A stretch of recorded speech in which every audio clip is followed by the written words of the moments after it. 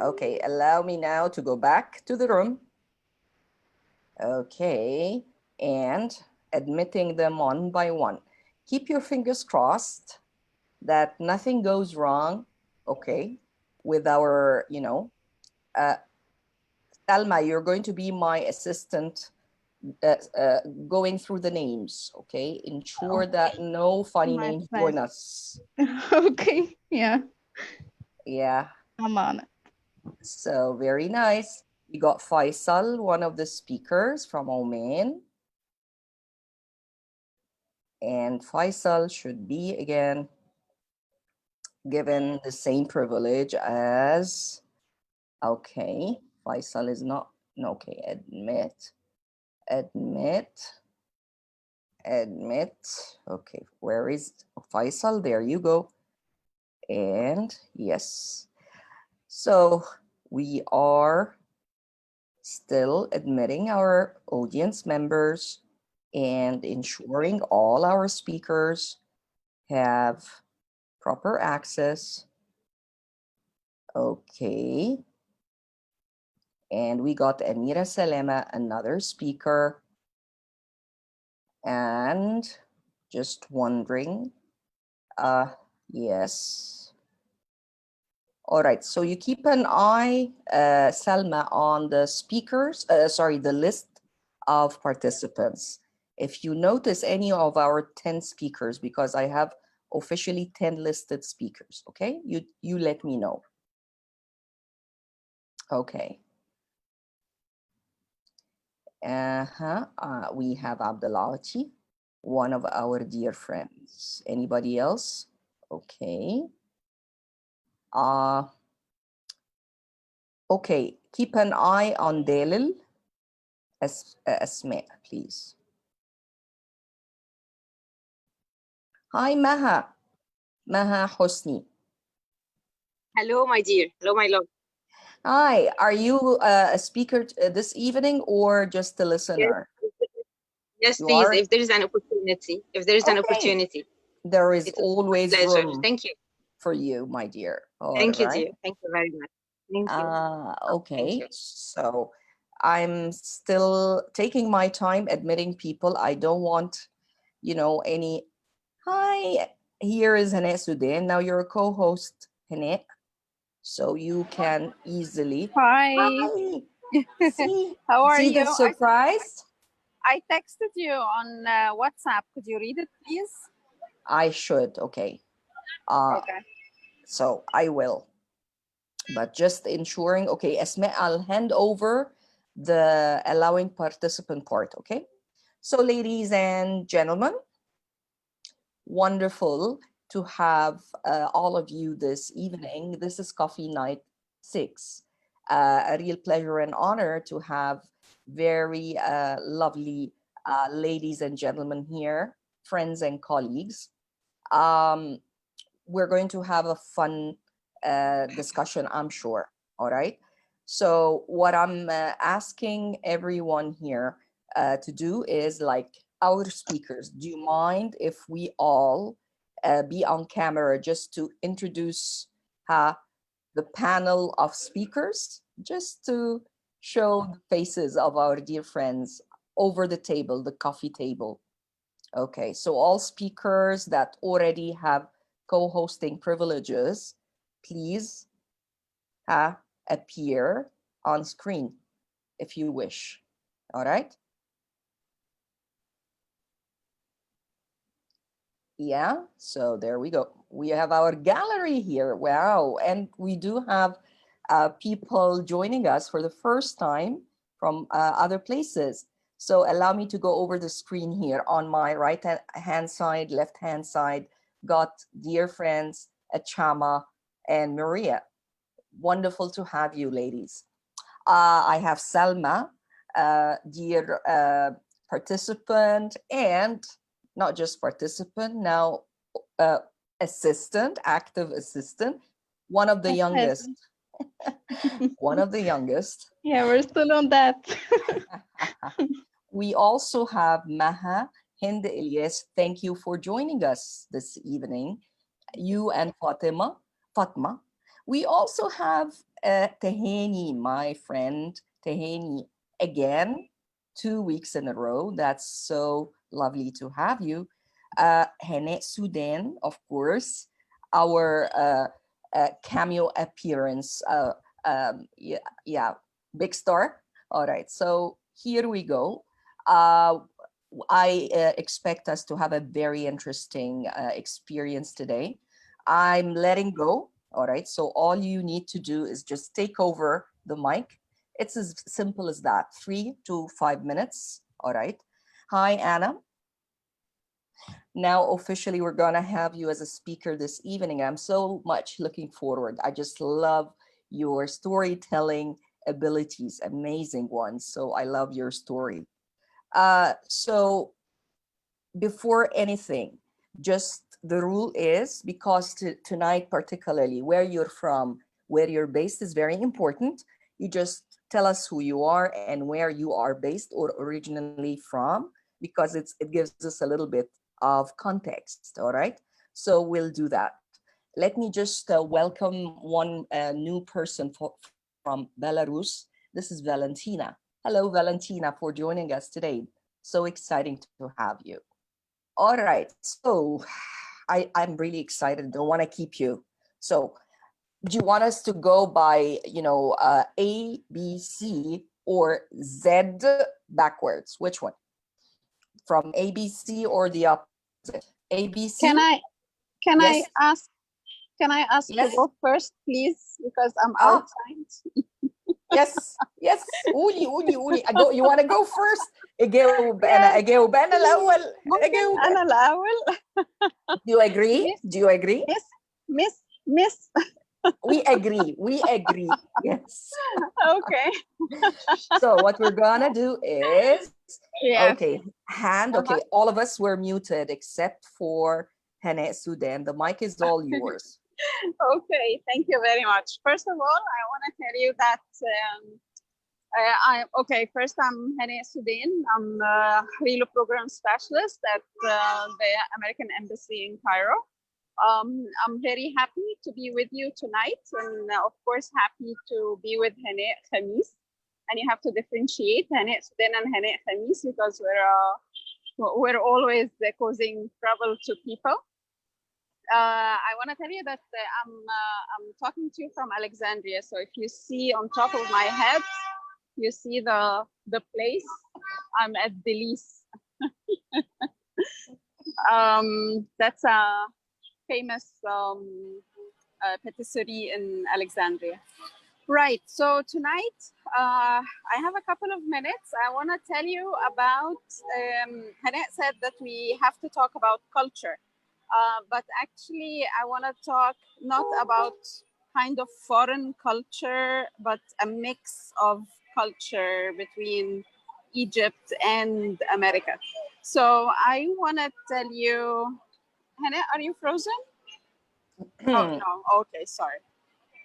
Right. So I want to show you my screen. Can you see my screen? Hannah, can you see my screen? Okay, you want to show us your picture, right? Yes, can you see the picture now? It's not there yet. No? Okay. Okay, allow can me you to see it try. now?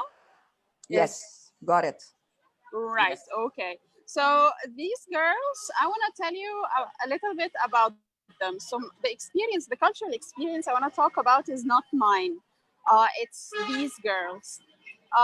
In another life, I used to work at the American Embassy, at the American University, and I was the program manager of part of the HEI program, the Higher Education Initiative. And this basically was scholarship for girls, STEM girls, who finished high school and were supposed to travel to the US to study STEM in American colleges. So basically, it's like Faculty of Engineering and the like. These girls, these 4 girls were half a class. I had a class of 8 girls, They were all from local schools, public schools, I mean, and they were very brilliant in one of the STEM parts, whether it's science, technology, mathematics, or engineering. I had them for one academic year, and we used to teach them, it's a bridge year. We used to teach them academic writing, academic, whatever, preparing them for life in the US and for studying academically. So we used to teach them, for example, life skills for students, study skills, and that was a very interesting topic, and so on. The girls finished the year with us. They came from different parts from Egypt, in Egypt. And we had one from Alexandria, a couple from Cairo, and I had one from Suez, and one came from El Tor, from Sinai, mid-Sinai. So they shifting from their places to Cairo and to live in the dormitory of the American University in Cairo was a cultural shift for them.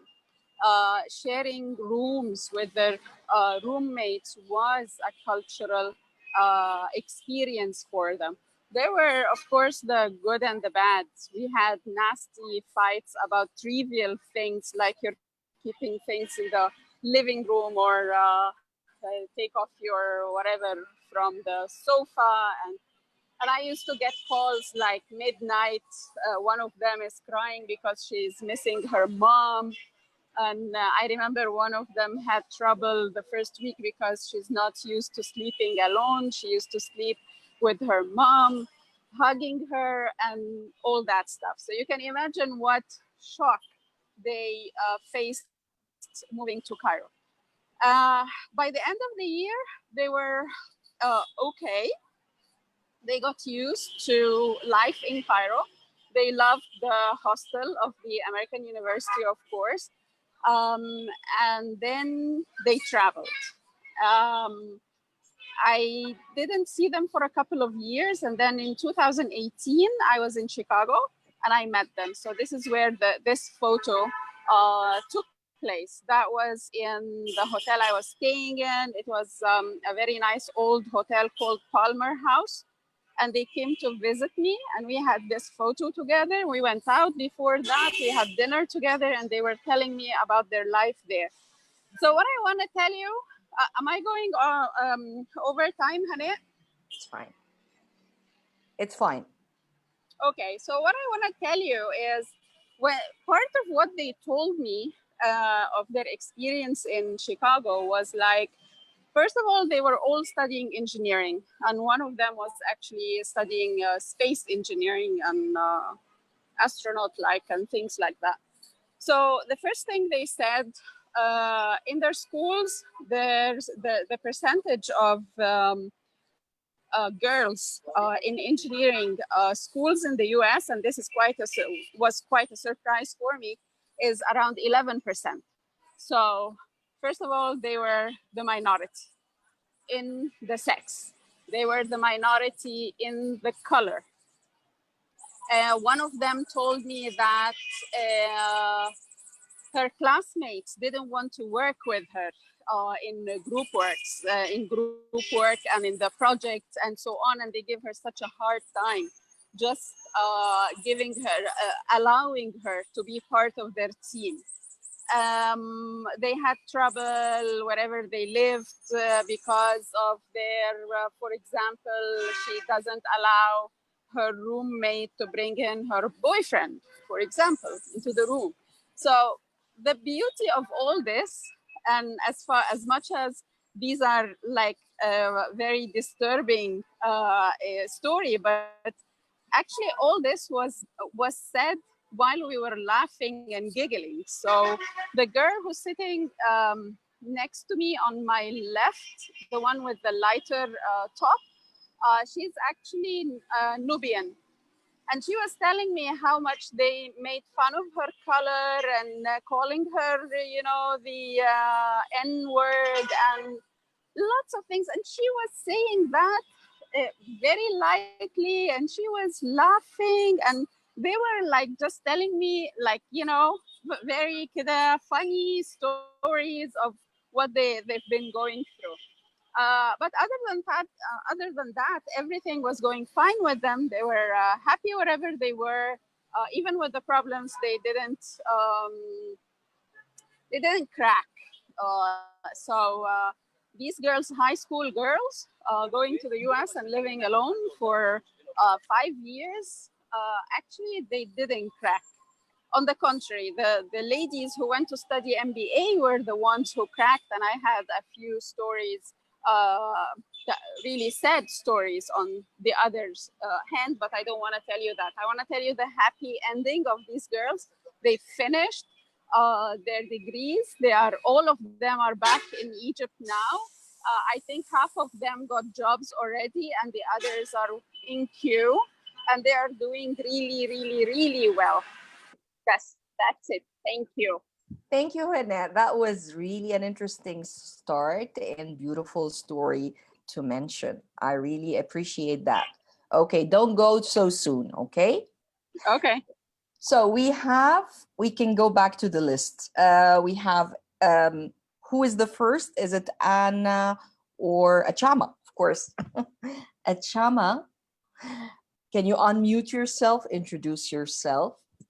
Okay, and before you start, I'm having coffee. Does that remind you of anything? Oh, no. Are we supposed to do something with coffee? It's my first time here. This is a coffee night evening. You come with coffee. Officially, you're not allowed. I wish, but it's not even coffee evening for me. I'm in Canada, everybody. And so it's just after lunchtime here for us. And well, let me see if I can tell a quick cultural story. When Hannah asked me to speak today, I said, I can't really think of anything where culture ended up giving some sort of a disaster in a classroom. But of course, it plays a lot into teaching. I'm an English as a second language teacher. I teach online. I've traveled around the world teaching English, and I was in Egypt for 7 years. And that was really the beginning of my career. Now I teach business English around the world, and maybe rather than tell the funny story, I want to tell what I've learned, and I learned it while I was in Egypt. And this is that somebody may not be proficient when they speak in another language. They may come across as seeming shy or not able to find words to say what they want. But most of the time, the people who are taking those lessons have probably had some basic grounding in the language, in grammar. And as a native speaker, I have not had that same grounding. I've learned a language naturally. So when I was in Egypt and I would try to speak my little street Arabic, and I'm sure Hannah knows I would love to try it all the time. And people would laugh, but in a nice, kind way. They like to hear it. And I think it's important to encourage people to speak in the language when they're practicing. It's all right to correct them, but it's not okay to make somebody feel you don't know enough, or let's change over to my language instead. I am now working a lot with Asian students, so from China, from Japan, a lot from there. And their grounding in grammar at school was terrific, very much like what happens in Egypt. You're taught from the books. And so I always make sure that when I start with them, that I find out in my own way just how much they really know, because I'm not going to find it out in their speaking, not right away. It takes a while to feel comfortable to speak. And maybe that's all I really wanted to say. I'm not sure if any of you want to take over from there or continue it into some other direction. Thank you, Chama. So touching as usual. When I showed you the mug, I just wanted to tell you this was yours. I took it away. Okay. Oh, yeah, that's why. Thank you very much, Achama, for sharing that. And of course, we're going to spend some time just wrapping this up, tying things together. I'm thinking of something. I'm going to take like two people from the beginning, two people from the end. How about now? I think it's Amira Salema's turn. Okay, so take first Amira, and then I'll go down the list. Take, let's say, Tehani and somebody with S, and then go back two and two. Okay. So I hope you find that exciting. Amira's turn. Okay, like this is why I didn't like my name always starting with A because I always go first, even in classes. That was the case as well, but that's fine. I can go now and talk a little bit about because while others were talking, I was thinking about other experiences I didn't really prepare for. The idea of teaching students who come from a different culture. Not necessarily outside Egypt because I'm based in Cairo in Egypt. And I had a student last semester in my class who came from Yemen. And in my class, as I was teaching reading, I was preparing material for an advanced reading class. And among those materials, I had readings about some kind of history, about wars that happened through history. I found that student actually in the first few weeks of class, he was disengaged and not really motivated to participate in whatever discussion we had about those like kinds of readings. And I took this as a sign that he's not really interested and he's like that kind of a student who would give me a hard time this semester. But I didn't take the approach from the beginning to go and ask him why he was not motivated until he actually came to me after 2 weeks and he told me that I don't like the reading topics that you have chosen for the class because I'm from Yemen. And in Yemen, we have war all the time. I lost my parents in the war. That's why it was a very sad experience for me. I don't want to discuss it here in class. And that's why I was not really engaged or motivated to participate. And that was really a teaching moment or a learning moment for me because I felt as a teacher, I was taking the approach that I would do this because I thought that was really something good for them to know about, while I didn't know my students well at the beginning to be choosing these like topics for the class. So I would think about this while you were talking about the teacher experience as well.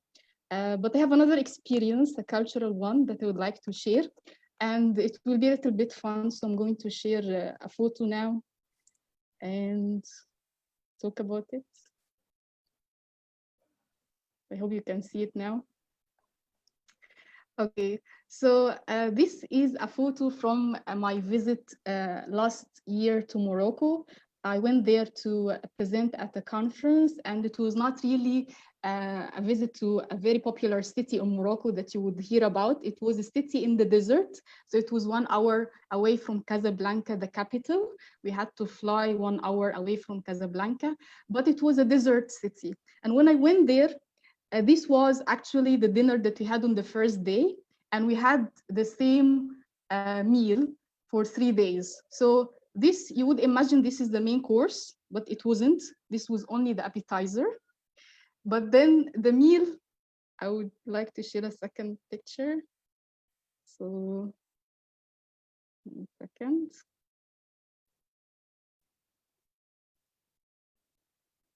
I need to open it first. Okay, yes. So this was the first dish in the main course. And then we had, after that, we had a dish of a big fish, and then another one with the chicken. And then we ended with a tray of vegetables and fruits. That was the dessert. And we had this for 3 days in that city. Well, at the beginning, when I started actually on the first day, I was very shocked and surprised. And whenever you are not eating, they would imagine that you are not really happy with the food, you don't like the food. So I had to eat. And then you eat and then you feel you are full. So it was a little bit not really nice at the beginning, but I learned later on that this is their way of like being generous and saying welcome and like being like nice to their guests. So that was really a very interesting experience to talk about. But then this was not the end of it, because I got very interested in learning more about I will stop sharing so I can see all of you.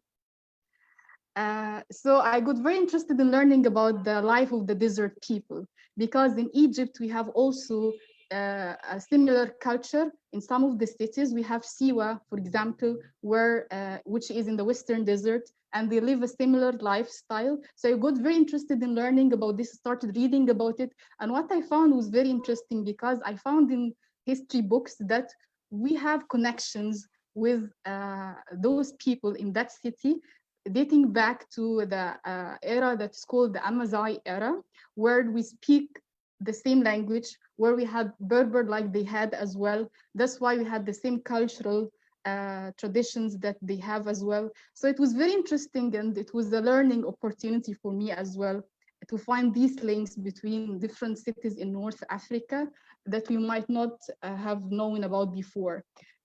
So that was a very interesting experience I wanted to share. I hope I didn't take much time. Thank you, Amira. That is really interesting. And yes, I mean, this is one of the most awkward moments, is when you actually sit at a table and you're invited to eat. I mean, this is normally one of the most awkward experiences. I remember I went out to dinner. I was in NileTESOL 2010, all right? And I was all by myself, and I wasn't really feeling very well because it was like a hard time in my life. And I was the only scholarship recipient of some grant to travel.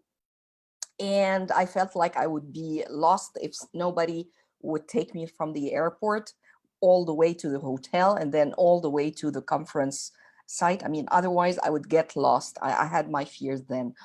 Point is, I had this very nice Russian friend and colleague who picked me up from this station, the railway station, and really took care of me, really.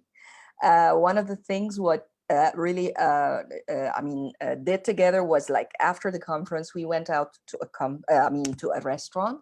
She chose a Thai conference in Harrogate in the UK. Harrogate, it's one of those cities in the south.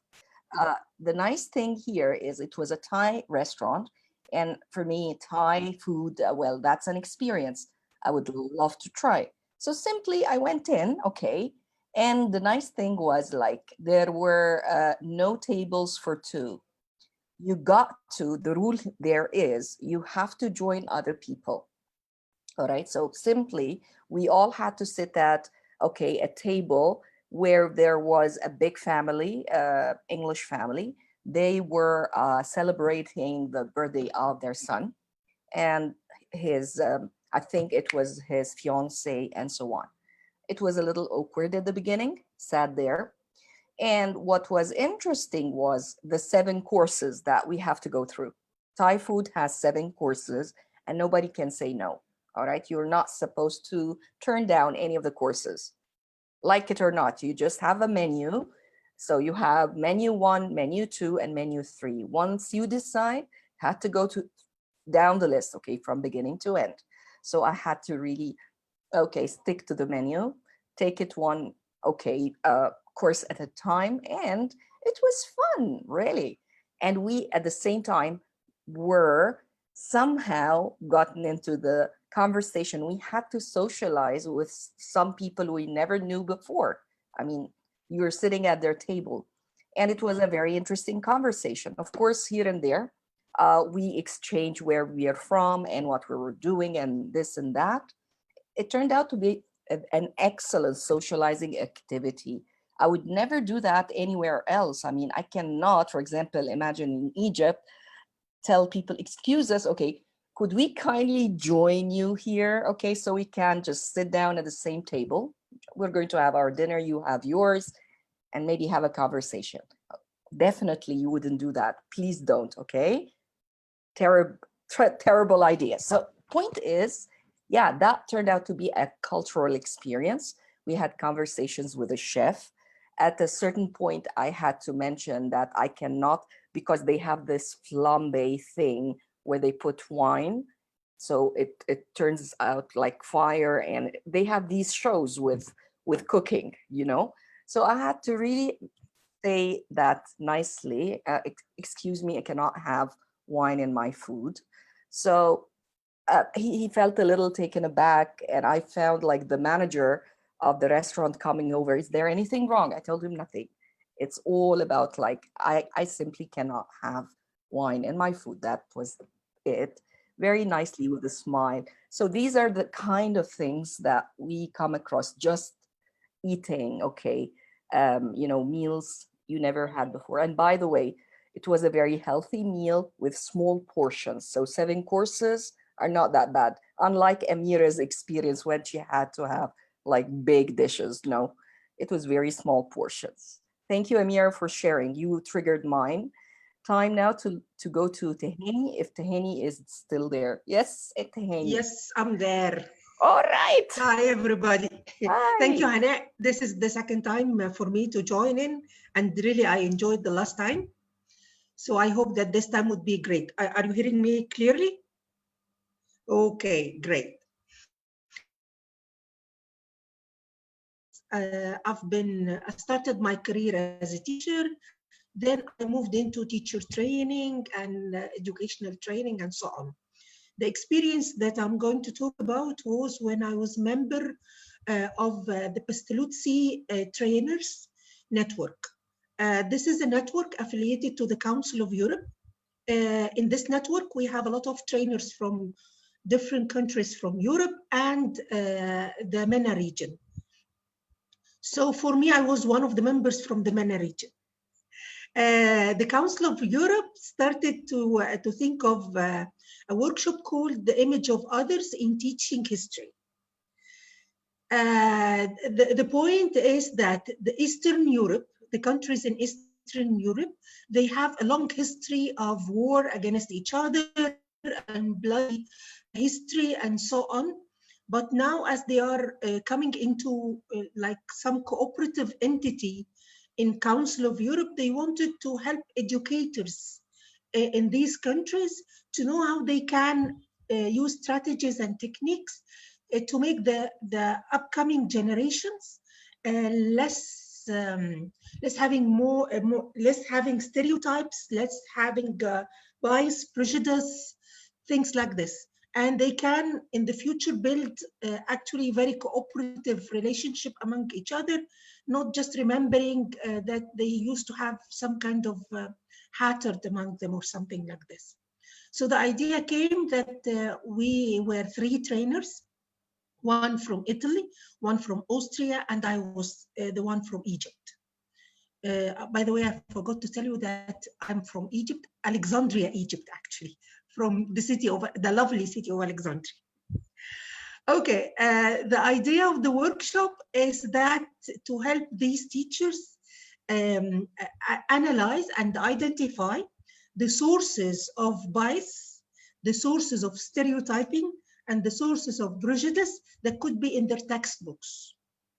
We started by pictures. We asked them before the workshop one picture of them in their environment. So they pick one picture of them, but this picture must reflect any part of their environment.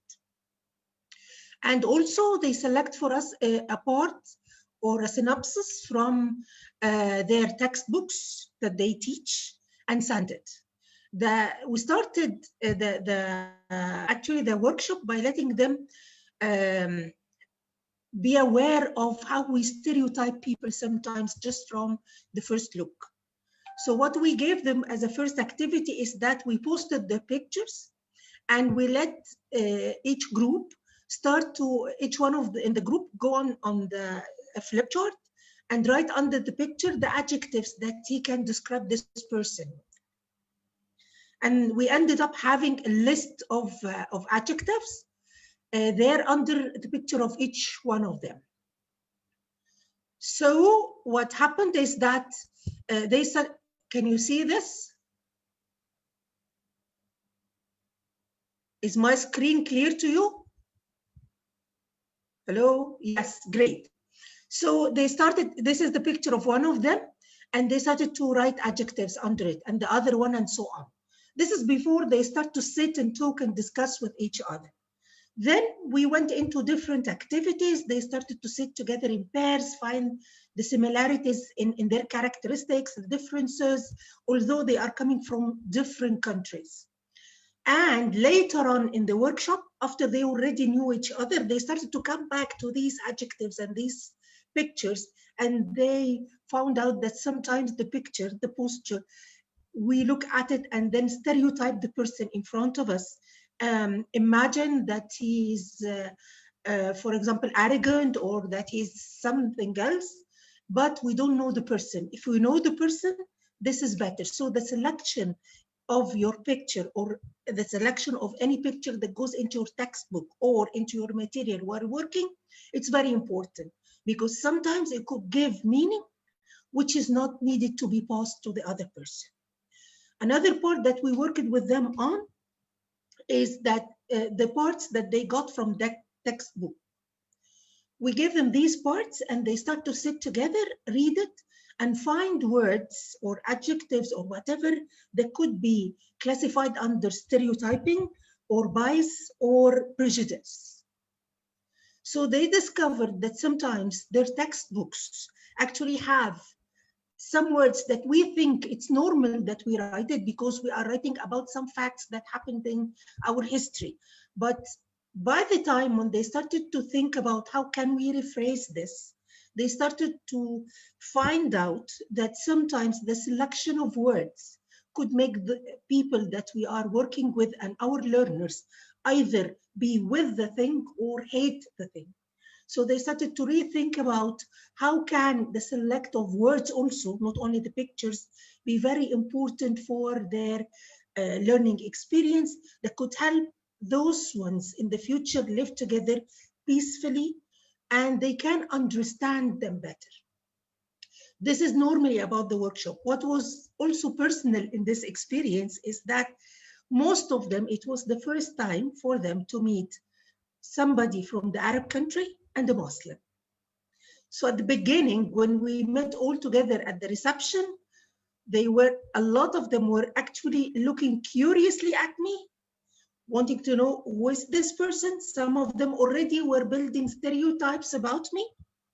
But by the end of the workshop, we were really good friends. And one of them came to me and said, at the beginning, when I saw you at the reception, I was looking at you very strangely and suspecting things, and you, for me, was like an elephant in the room. But now we talk, because during the workshops also we went in a tour in Oslo, so this also gave us time to be closer to each other, and they enjoyed the experience and I enjoyed the experience with them. This is all what I want to say about culture. Thank you. Thank you for sharing, Tahani. I mean, that's really amazing. Okay, let's go up the list. Anna, I wonder, Anastasia, are you ready for sharing? Yeah, and my house is quiet right now, so we'll see how long it lasts. 10-year-old, 5-year-olds upstairs, so we'll see. All right, so let's see. All right, so I won't take too long. I have a lot of stories. There's just a lot that happens, but everyone's talking about food. So let me go ahead and tell you my first experience, one of my first experiences in the West Bank in Palestine.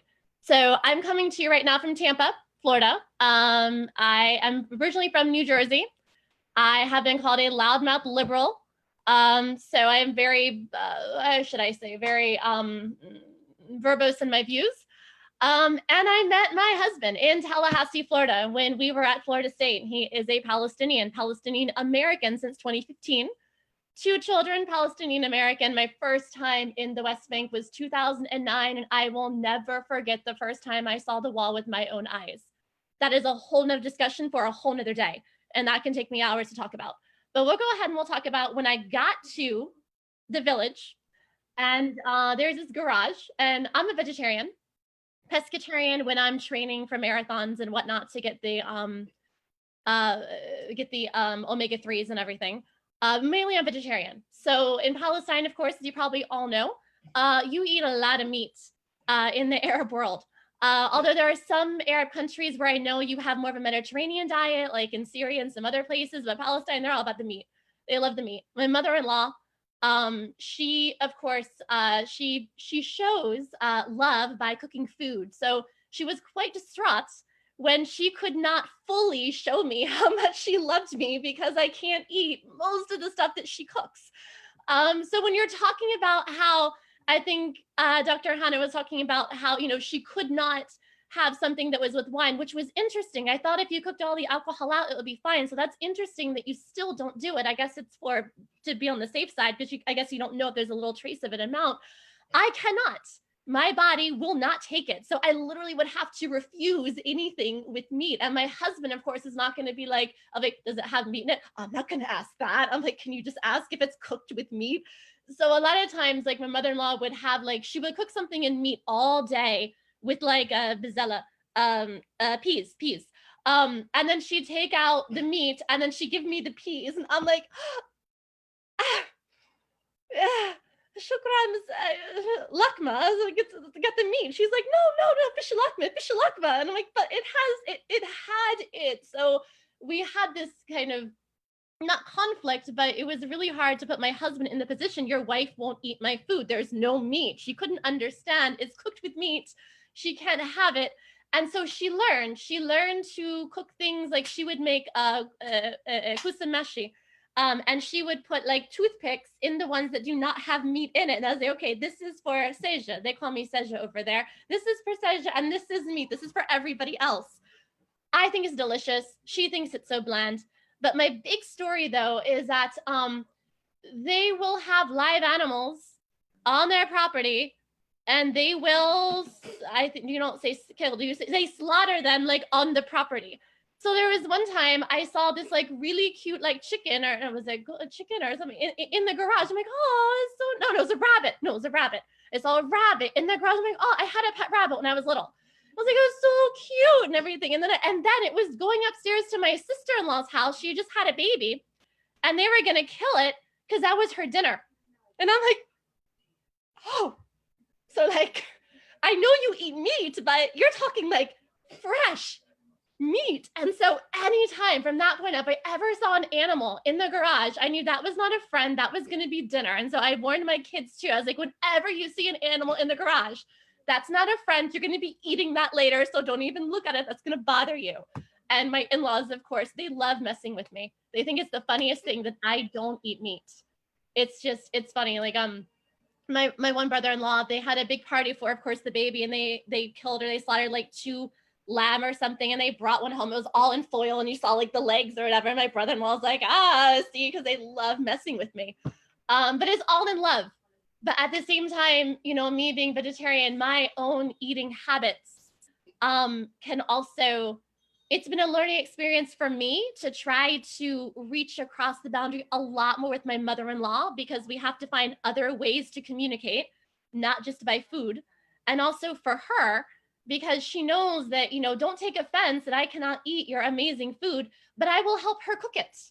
Right? I will put my hand in the raw chicken. I will try to stuff it with the rice. You know, I will help to prepare it, but I will not eat it myself. And so it's been kind of a touch and go with the cultural aspects of things. But yeah, it's great. And I'm always very, very thankful every time I'm able to go to the West Bank. They are the best people. They are the most hospitable people you will ever meet in your entire life.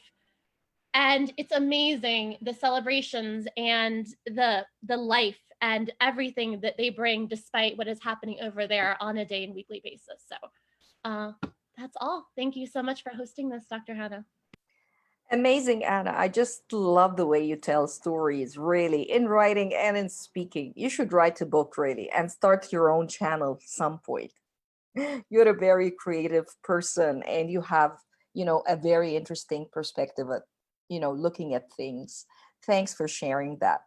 All right, so if we now, I think we need to go down the list and check, okay, if Salma is ready. Salma? Yeah, I am. Always. Okay. Okay. Today I actually tend to take that topic from a different angle, apparently. It was one of the very first topics that I chose to teach. Well, once I started teaching, I used to teach students about the different and especially bizarre and weird cultures around the world.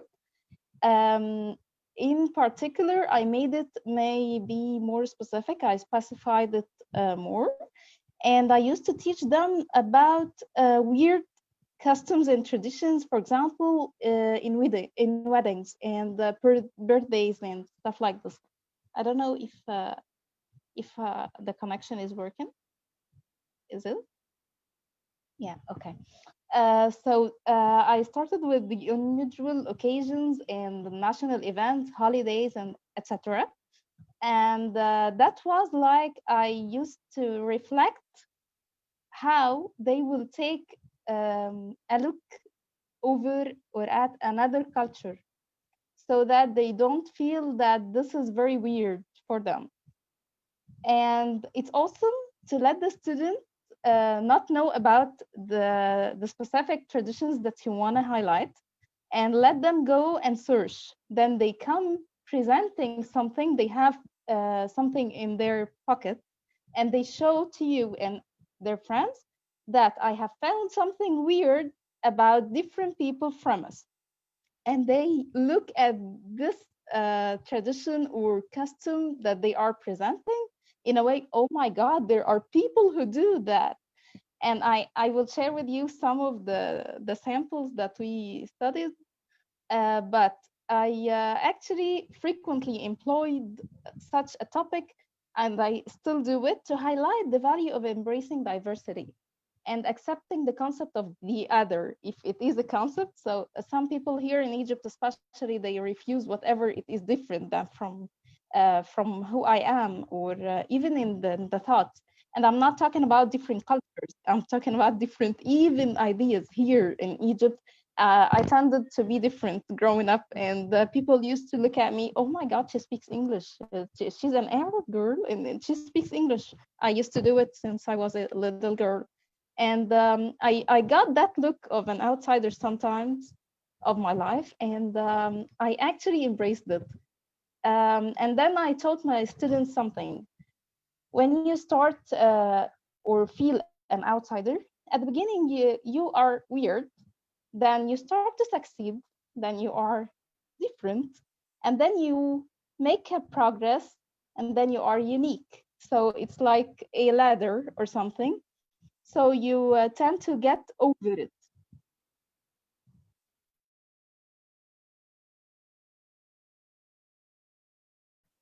Salma, are you still there? Salma? Seems like we lost Salma for some reason. It could be the connectivity. Never mind. Salma, are you still there? I am. All right. Can you hear me? Yeah. Yes. When You did it just stop? You lost me at well, some point. like 30 seconds ago. Okay, so I was telling them that it's important. Whenever I found, like, I taught people from different cultures, and I taught people from different countries, and they used to study here in Egypt. So whenever they felt like they aren't outsiders, I told them that it's like a ladder. You gotta start at their look at you as weird, then you get to succeed, and then you are different, and then you get to succeed more and make a jump, and then they will look at you as unique. And that's when you are a distinctive person and you add your own print to this word. That was one of the things that I employed the teaching of cultures and traditions into the classroom in Egypt. And actually, I find most very remarkable and memorable one of the wedding traditions in Scotland that we discussed back then. It was like a wedding tradition where the bride and groom, they are tied together, and people throw things at them, trash and everything that you can think of, so that if they can endure this together, and take all the trash that is thrown at them so they will be able to get through their married life together. That is one of the weird things that used to come across our road. So symbolic. Yeah. In Congo, for example, they get like keep their happiness in check. They cannot smile throughout the wedding. The bride and the groom, they have to be serious. And if they smile, it means they are not serious about marriage. And this is a bad luck. And we have a lot of these things. Like every country in the world has some of these unusual traditions. If we are if we are outsiders, we look at them from a different angle. And then I reflect to it at one last point. I tell my students in Shem and Nassim, for example, people here in Egypt eat weird things. If I am somebody from another country, I would see this like, oh my God, what are you doing? But this is for us, we know that that's an occasion and we know what we are going to do and do not get surprised. So if everybody thinks of himself as somebody like, okay, I can be weird to somebody else, we would never do anything but embracing our diversity. And I would stop there. Thank you so much. Thank Hope you, found it Salma. interesting. Of course, it's always interesting to hear a story Thank you. from you. I'm not My sure if, thank you. I'm not sure if Faisal is ready. Are you? Faisal Shamili from Oman. Faisal? Hello? Yeah. Yeah. Perfect. Can Hello. you, hello, Salam. Can you be on camera? Can you switch on your camera? Actually, my laptop, the camera is not working. Never mind. It's all right. You can join us with audio, please. Share your story. So at the end, I can show you from my mobile. Can use my mobile, okay? Yes, yes. Okay, thank you for this great opportunity to be with you. My name is Faisal. I'm from Jordan. So Amen, I'm sorry. I thought you were from Oman. Yeah, So it's Amen. I'm from Jordan and I'm located in Oman. You're right. Oh, that's confusing. All right. I'm from Jordan. Yeah, I'm Jordanian, and the yeah, capital of Jordan is Amman. is But Amman. now you are in I'm Oman. located in Oman. Yeah. All right. Very Okay. close, anyways. Mind you, I get confused in geography. I'm a bad person at geography. So I'm learning, okay? Don't confuse me. Who told you it's very close? It will take 4 hours by plane to Amman, to Jordan. Okay. Would be on my next visit after COVID. You're welcome. You're welcome. Okay, I will be very short. I'm not going to take too much time. Actually, I've been visited many countries. Let's say, I can say over 40 countries. For tourism, for international conferences, and for study, for work, etc. But I might choose one country that I love it so much, and I have visited it more than 10 times. It's I don't know if you can guess. I can't. Okay, anyone can guess? I think. I want them to just not to listen, just to can. Okay, just put it down in the chat box maybe so people can consider, okay? It's right? Just to make sure that they are in with us. Of course, everyone is. Anyways, everyone is really. Okay. I think no answers, right? Sorry? Did you receive answers? Anyone guesses the? No, I mean, can you repeat the question maybe, Faisal? Because your I'm sound going, is a little okay, low. I'm going to tell about one country that I have visited it more than 10 times. Oh, okay. So you want us to guess which country you visited 10 different times?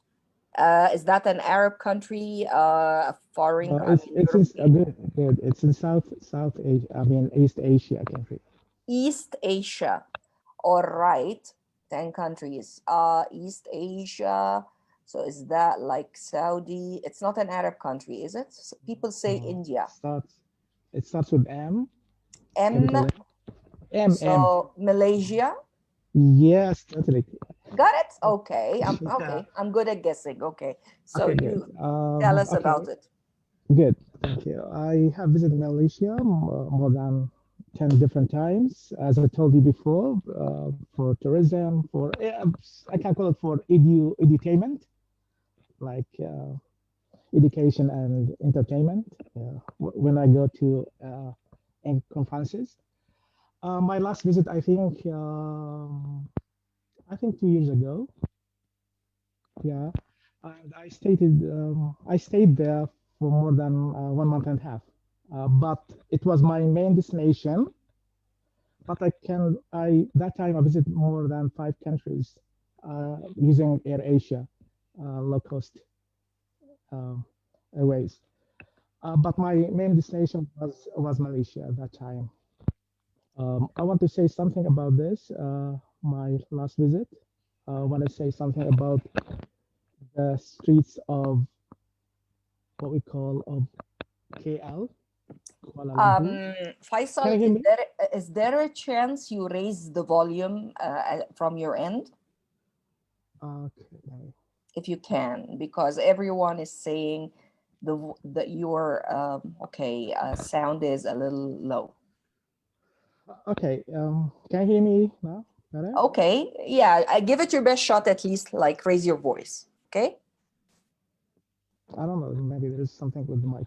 Okay. I'm going to tell about the streets of Kuala Lumpur, KL.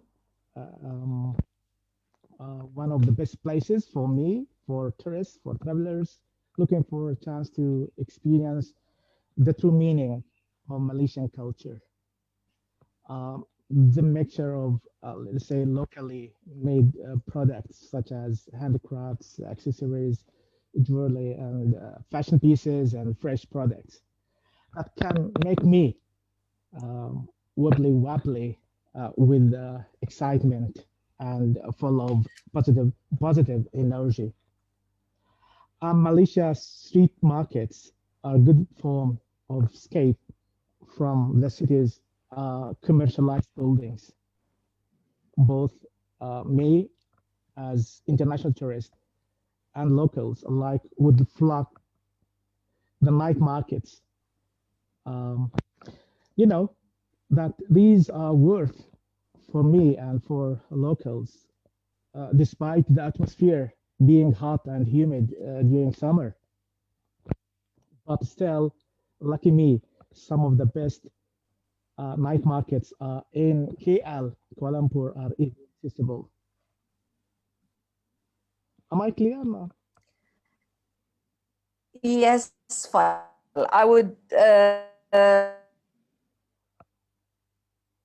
fix that Okay, okay. technical problem of the I'm volume, not if going to that's tell. okay. I've Because visited many night markets, but I might tell about one of them, okay, yeah. Just Jalan okay, got Alor. it. Yeah, Jalan Mhm. Alor. Yeah. I think Jalan Alor, uh, uh, it's one of the famous night markets in Kuala Lumpur. It's located at the heart of Kuala Lumpur, and it presents a change in the perspective for travelers. And once it was known as the red light district. I mean, however, after some touch ups, it has become like a food port for both locals and tourists alike. The thing that I like about these street markets in Jalan Alur, I got experience the true Malaysian street food, complete with the overall experience of eating. Honestly, I didn't try Malaysian food, but let me say about I try a lot of drinking tropical juices there. But I would like to have the experience of overall of eating under the infamous, colorful, and oversized umbrellas. So I can see food, clothes, toys, antiques, shoes, DVDs, CDs, textile. These are just some of the products that every tourist might encounter in the many night markets of Kuala Lumpur. And as I told you before, um, these hundreds of uh, markets or hundreds of stalls can satisfy everyone, every tourist shopping needs. For myself, I can both snack, I can shop like like locals at the night markets. And these night markets open um, at around 5:30 in the evening, which coincides with the finish of the work. And people will have the experience, like me, the heat, the humidity, and the struggle of staying dry with these markets. Myself, I became mind boggled to do a lot of things there, whether inside the markets or outside. But I do a lot of things in Malaysia, visit many cities in Malaysia, and enjoyed it very much, like Penang, Langkawi, and other things. Let me tell about some of the things I tried. If I can give the percentage, 90, Um, 90% of different. Faisal, Yes. Faisal. Well, sounds like an amazing experience. I really find it really intriguing. But I think we are going over time, and I gotta alert people here. It's already 2 minutes past 9, past the hour. So I would totally understand if people would like to stop or just log off, because some people have certain commitments afterwards. Okay, Faisal, that's one thing. Plus, I don't want Maria to leave us without telling a story. She has a class afterwards. Maria, do you think you can share quickly in 2, 3 minutes what you got? Okay, hello. First of all, thank you, Hannah. Let me say hello to Maha Hosni. It's a pleasure to see you again, Maha. You know that I admire you because of your first profession. You know how much I love planes. And it was a great honor to meet Faisal because we are friends. And this is the first time I see him online. So thank you very much for the opportunity, Hannah. For me, I am based in Argentina. This is the center of Argentina. I am a teacher of English at a secondary school. And my experience, I visited lots of countries, thanks God. But my beloved is Egypt. I was in Egypt twice. And this is where I met Hana, Maha, Ayad, and some other people well, lots of names. And my beloved experience, my beautiful experience is that I had the chance to be with King Tutankhamun inside the tomb. I was going to share a picture, but I am out of time because I have classes at 4:15. So it was great. You can't imagine how much I cried when I was there. I mean, it's incredible how much I cried when I was in Alexandria, how much I would cry when I was in Al Khalili market, how much I cried when I was everywhere in Cairo, Alexandria, Luxor, and everywhere in Egypt. I love your country. I love your food. And I hope I can visit you again soon. The funniest thing I cannot tell here online, but I'm sure that my friend Hannah and my friend Ayad remember about it. And it's about music. So thank you, Hannah, for this opportunity. Thank you, thank you, thank you. And I am so sorry, but I have classes with my students and I have things to correct before going live. Thank you, thank you, thank you. It's a pleasure to meet you, all of you from all over the world. Thank you, and bye-bye. Bye, dearest Maria. Hope to see you next time. We'll be in touch. Wonderful. Sure. Have a wonderful class. Thank you very much. And by the way, Ayet popped up just to tell you to reaffirm, and then she hid away, but she was there on camera. Yeah, here she is. Thank you. Yeah, Tells you I she just wanted to remembers. say hi. Love you. Love you Bye-bye. too. Bye-bye, my dear. Okay. Now we got on the list here Fatma and Hind. All right. So, yes, Fatma. Okay. There you go. All right, so I'm unmuted here, right? Can you hear me? Yes. Okay, and I hope there are no external disturbances because I'm actually sitting down in a cafe. I just left work and this was the closest spot I could get to. So, hello, good evening, everybody. Fatma Ali here from Saudi Arabia. I'm the president of NileTESOL and also the vice president of Master English Education and Training. I'm not going to take a lot of time because it's already 10. And definitely I'll have to leave also in about 5 to 10 minutes. But let me narrate something that happened in Saudi Arabia. A couple of months ago, before COVID, we had an ASIC accreditation inspection check in Hyle. Hyle is a remote city in Saudi Arabia, and apparently nothing happened with me, but my colleague who apparently came from UK. So we were responsible for inspecting the University of Hyle, the medical department. So like every Arab tradition, in the morning it was all work. We start from 6:30 a.m. in the morning and we finish around 3:30. And that's like, meeting departments, observing classes, and checking files and everything. So once we were done there, my colleague, Dr. Lawrence Watson, he was there with us. So in the evening, we were just having a get together. Now, I know a lot of Arabs would really relate to this. And they'd be quite impressed with all our work, our dedication, how we would be on time. And then what happened was suddenly the vice dean of the university, he came over and he said, Dr. Lawrence, why don't you stay here in Hyatt?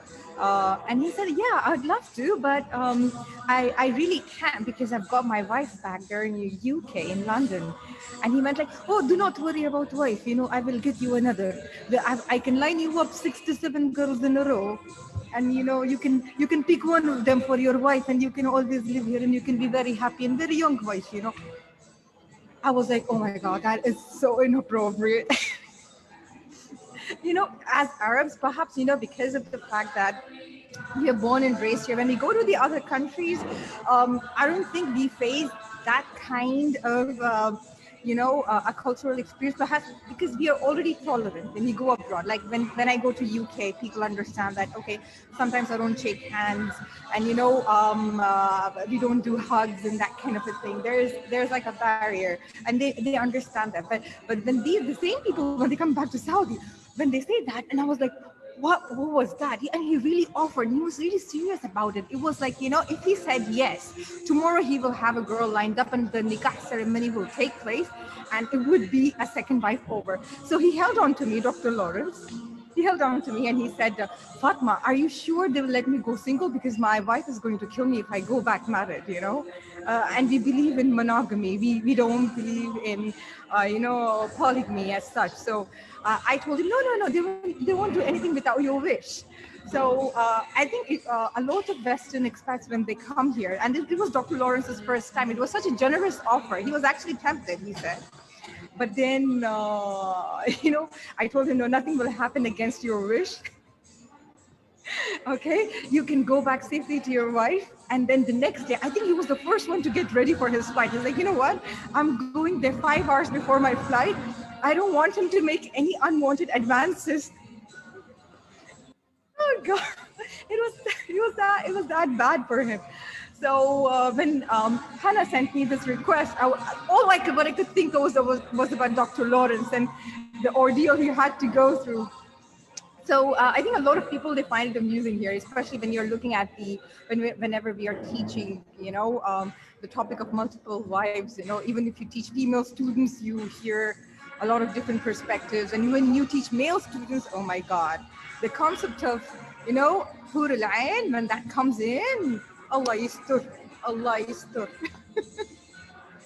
Okay, that's it from me. Thank you so much. I know it was, all I could do was laugh, and I have a lot of stories, but I think I'll stop here. We have other amazing people. Hind is after me. We just met yesterday and we're here today together again. Question is, before anything here, Allah Yeah. yustur. I just love the way you sort of concluded that story. Allah yustur. Very significant conclusion indeed. By the Indeed. way, Thank you so much. what was the movie or the movies you watched together Yesterday. Oh, yesterday? last night. It was what was it? The Rental. It had like an open ending. Oh, so me and the Hind were like, we were confused. Is it a horror or a thriller? I mean, literally every you know what? I think most of you may not want to watch that movie. Pretty much the murderer gets away. Okay, he kills everybody. I'm ruining the suspense for you now. Not my kind of movie. Oh yeah, pretty much. Me and him are surprised. It's like, but then we're just hoping that there would be one survival, and if there's the Rental part 2, that girl would come back, isn't it? Him, that girl would come back. We didn't see her dead body. Okay, so that's pretty much. Thank you very much, Fatma. And again, you're a great Thank you. storyteller as well. Oh, really? Thank Consider you. your own channel for that. Okay. Thank you. Let's hear from Hind. Okay. What do you have to tell us, Hind? Hi everyone. Very happy to be here. My story is it's not a story. It's something very brief about a tradition. I traveled to Turkey. Can I share my screen? I traveled to Turkey in 2017, and one of the most interesting things was I'm just trying to, yeah. Can you see my screen? Yeah. So one of the most interesting things was the Orange Festival in Adana. It's a very, very interesting activity, and it's cultural, it's historic, and you can smell oranges everywhere, and the whole place is all orange. So it's very interesting. People are wearing orange. It's an inspiration to the orange scent that covers the orange trees. You find musicians, dancers, painters, photographers, and you get to see different folk dances, band performances, sport matches, and it's really, really interesting. And one of the most interesting things is that it attracts over 25,000 tourists. So, and something that I really liked seeing was the slogan, "Let's meet in Adana in April for love, peace, and friendship." So it's also something to represent peace, friendship, and happiness, and it's really beautiful. Yeah, and they give you orange gifts, like gifts made, things made out of oranges. It's very interesting. So that's one of the interesting traditions that I learned about in Turkey. Thank you.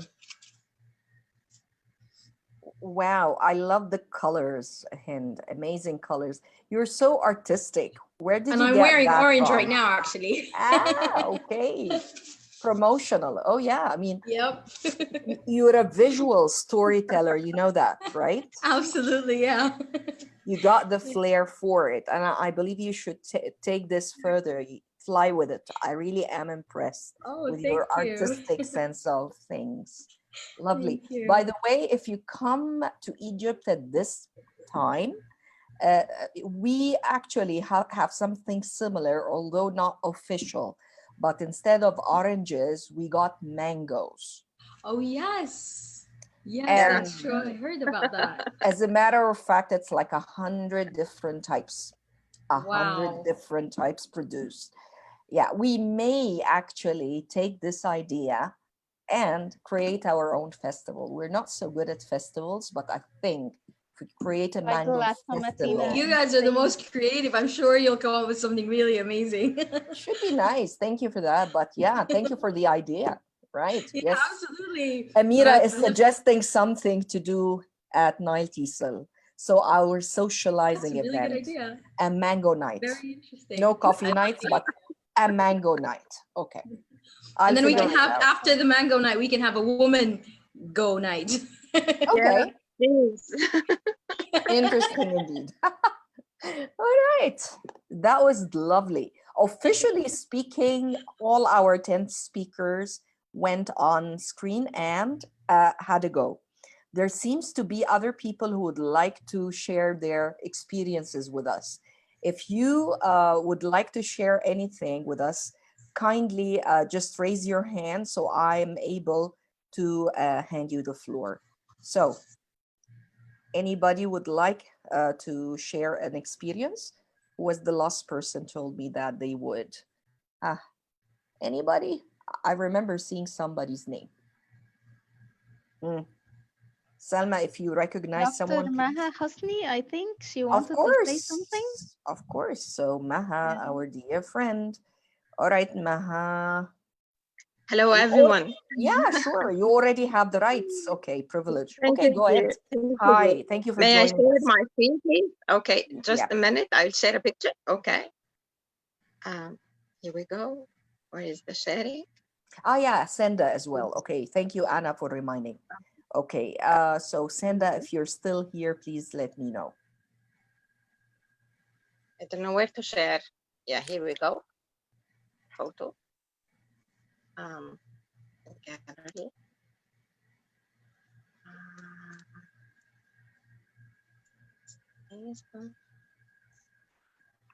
Right here. So it's showing right now. Is it showing? Yeah. Okay. I'm Maha Hosni from Cairo. Okay. Aviation is my profession and CRM is my best subject that I teach. Okay. CRM stands for Crew Resource Management. This is a sort of an aviation psychology. In this course, I was teaching to Indian pilots.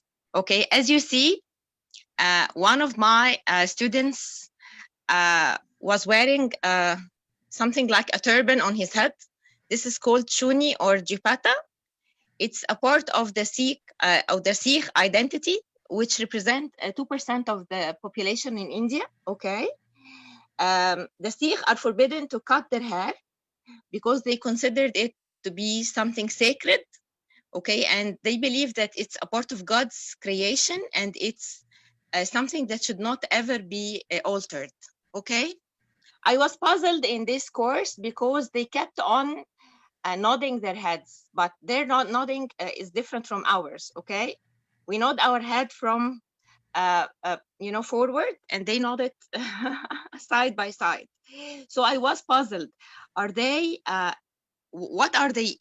What do they mean by nodding their heads? Then I found out that this kind of nod or the wobble ensures that the person is attentive to what you are saying. So this was my experience with the Indian pilots. Thank you very much. I won't take much time to let others talk. Thank you. Yeah, that's a very interesting thing to capture. And it's always quoted in movies where there are Indians. Are you saying yes or no, or somewhere in between? Yes, It's very interesting indeed. you. So I got like 2 more people on the list. There is Manny. Okay, Manny. All right. Let's hear something from Manny. Just a second. So I'll do that in a second. Still there? Yes. Okay. I've asked Manny to unmute. Manny? Yes? Yeah, good night from Kathmandu. Hi, that's from Nepal. By the way, you can start your camera if you wish, Manny. Thank you for joining us. Unfortunately, it's midnight here. It's my apology. It's all right. I'm so sorry. Yeah, we had some friend and colleague again from Nepal joining us at that very late hour. We do appreciate your joining us that late. Yeah, I really thank you, Faisal. I think he's in the list right now, who gave me the link this evening. Okay. And it's my pleasure to be the part of this interaction program on the ELT and many other issues during the pandemic. I have many stories. I'm the man of many stories, but today I'll be telling very short stories that I started traveling to Tokyo in 2016. It was my first international trip to Tokyo, Japan. And actually, I had no any international trip before that. And it was really exciting moment for me. When I started traveling to Narita, near to one of the international terminal in Tokyo, Japan. Yeah. it was really wonderful for me. And the people were not speaking in English, and the people from Japan were speaking many times hi, many times, and it was really wonderful. I went to I was invited by the JALD Convent 2016 there as a presenter, and unfortunately I was not provided accommodation in honor of the speaker. That was my personal expenses, and I was taken to one of the hotel there nearby Tokyo, and unfortunately the hotel owner was not able to speak in English, and he didn't speak in English, and I was only speaking in English. That finally the hotel owner started translating with the help of Google Translator, and for 2 days we spoke with the help of that Google translating system. It was really wonderful moment for my career. I never spoke like that, and it was, and he started talking in Google translating, and I used to speak in English. He used to type the text into mobile, and I used to speak in English. That was really machine one of the machine speaking, and I was the personal speaking. There was a interaction between Google translation and my translation, you know and I thought, how could it be possible, because there was a live man and who never spoke in English, but the Google translation always speaks with me, and that is really helpful gadget for me. And I really thank Google translation as a friend of speaking in English Tokyo. And this is very interesting for me. And I had many stories over there, and because of time limit here, I would like to say thank you very much, and thank you for having me from Kathmandu. Stay safe. Thank you, Manny. And next time, promise, okay, that you can really take your time telling us more details. That was so touching and interesting to share. We got Shobo I think Maktubi. I think Yeah, you don't have Faisal, my Faisal. email ID, please. I think you Say, don't have my email ID. It would be very happy to. yeah, so Faisal, yes, promise you as well. All right, next time we fix the audio Yeah, problem. Okay, promise us yeah. to. Please email me. Yeah, Email me. Please. I'll be of happy. course. Yeah, we need to do that. Okay, so fix the audio because that's what really matters here.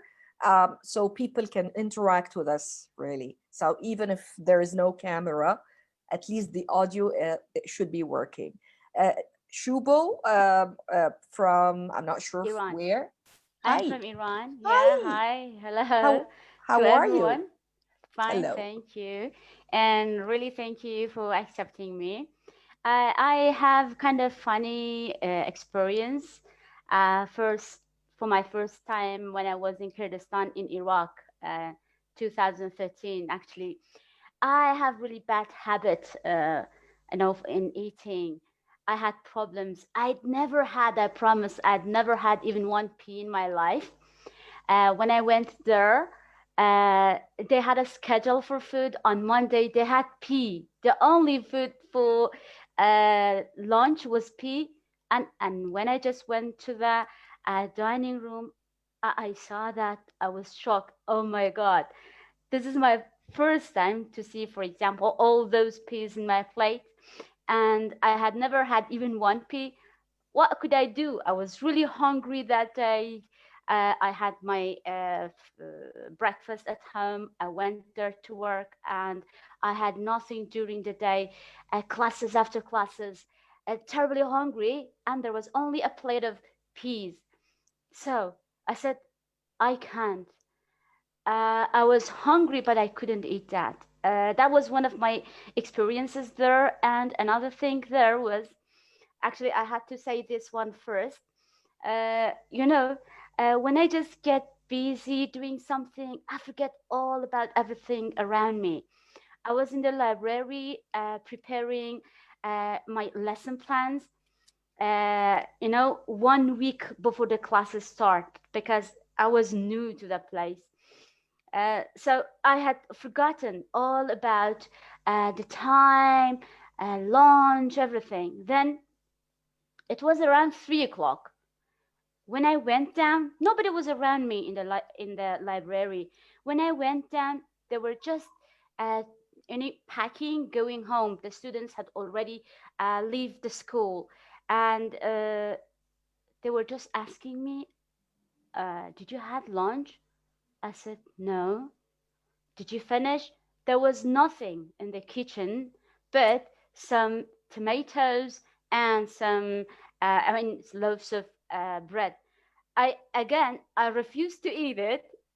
For 1 month, I had problem trying to adopt myself with the food that people had there in Kurdistan. Uh, that's strange actually because I myself am a Kurd, and the place I was there was Kurdistan. They were all Kurd, same background, same language, kind of same language, not exactly, but the food habit were kind of like I can say at least 80 or 90% different. So I had maybe more than 1 month problem with the food there. But then finally, I could adopt myself with the situation, and I stayed there for 1 year. That was great. That was great experience. I really liked that. I had really nice experiences with the people. The people were really hospitable, nice with us. I was not alone there. I was there with 5 other girls from Iran. Really nice. And that was it all. Thank you. Thanks for the time. And I'm really happy to be here with all these kind people. Thank you very much. Thank you, Shobo. That was so interesting and Thank you. really special. Thank you for contributing, and hope we see you, more often. So Yeah, appreciate it. Thank you very much. put it Me too. down. It's Wednesdays, okay? Very same time, and feel free to drop by as a speaker Sure. anytime. Thank you very much. So nice Kent, of you. thank Bye-bye. you, thank you. You're so kind. And our speakers, lovely speakers. I mean, you're so great. But before we leave, there is Jody Wong. Thank you very much for joining us this evening. And I think you would like to, yeah, Jody? Judy. Yep. So I'm from New York. Faisal asked me to come by, so I came by. I just found it like really interesting. A part of being from New York, I deal with multinational people, multicultural people. I am a fifth generation New Yorker, so I'm more New Yorker than anything else, which always shocks the hell out of my students because I'm a professor at a university. And people look at my name and they make a lot of assumptions. And one of the best ways to get your students to start talking about how these assumptions don't always work is to have somebody like me as your professor. My students, the first thing they look at me, they already have assumed things. And I have lots of students that are from the Middle East and all over the globe. And one of the first things they assume is that I'm bilingual, which they're correct. I am bilingual. I speak English and Ecuadorian Spanish. And then they assume, well, what do you mean? You don't speak Chinese? I said, no, I don't. And I don't speak any Asiatic languages for that matter. I speak a lot of them, but not any Asiatic ones,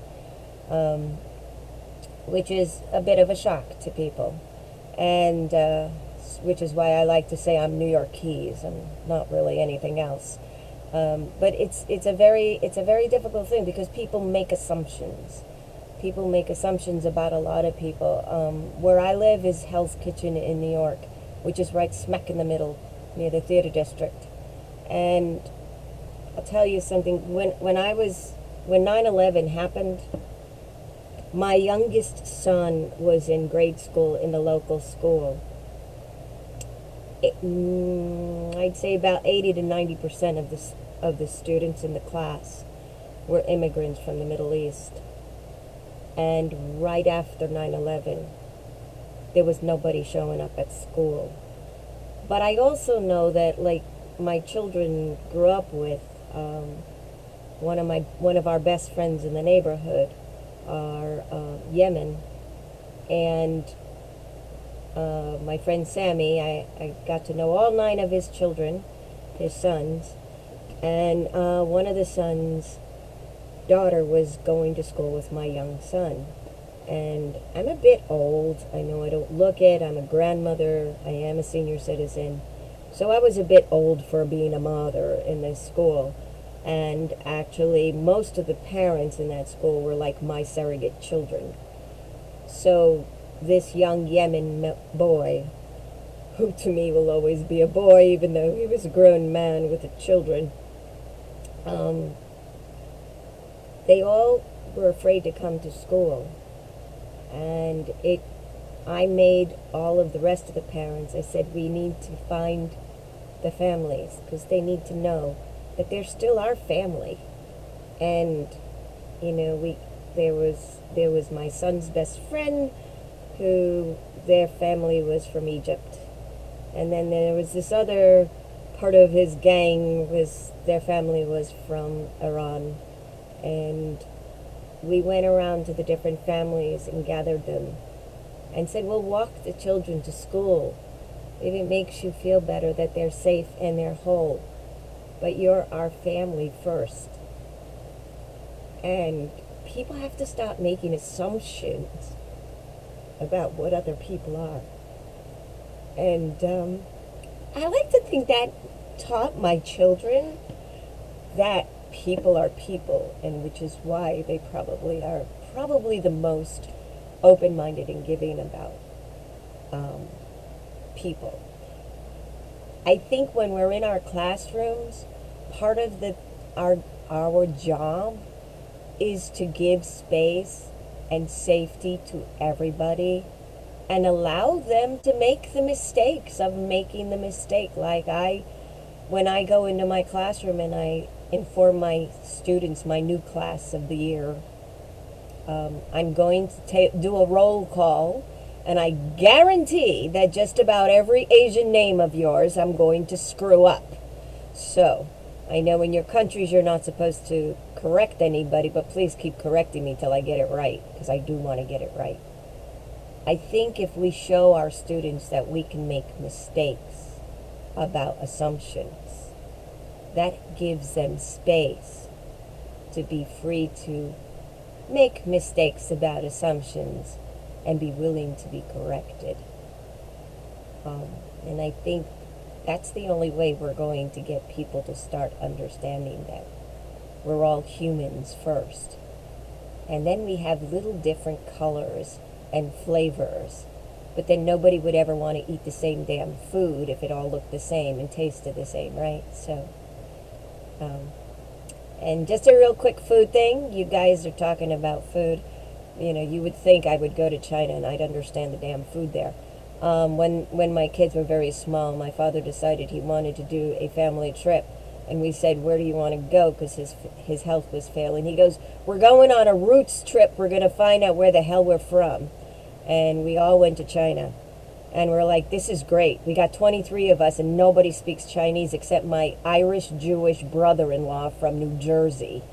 So we get to the south of China, and my sister-in-law, whose parents own Chinese restaurants in Albany, so she always was the one we made order food because we didn't know what the hell any of that crap was.